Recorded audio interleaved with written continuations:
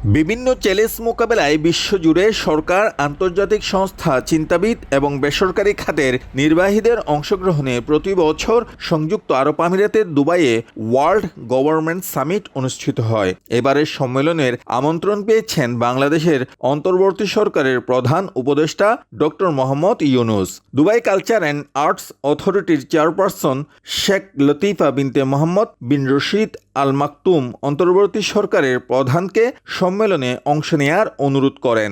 প্রধান উপদেষ্টার এ সফরকে ইতিবাচক হিসেবে দেখছেন প্রবাসী বাংলাদেশিরা।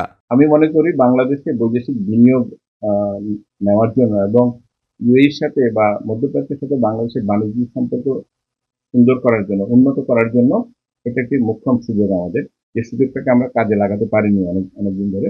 অধ্যাপক ইউনূস সাহেবের যে ইমেজ সারা পৃথিবীতে আছে, এটাকে আমরা বাংলাদেশ কখনোই কাজে লাগাতে পারিনি। এখন একটা সুযোগ হয়েছে।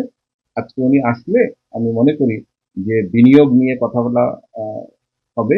অন্তর্বর্তী সরকার প্রধানের এই সফরের মাধ্যমে প্রবাসীদের সমস্যার সমাধানের পথ সহজ হবে বলে মনে করছেন বাংলাদেশিরা। ভিসা জটিলতার অবসান নিয়েও সুসংবাদ আসবে বলে আশাবাদী তারা।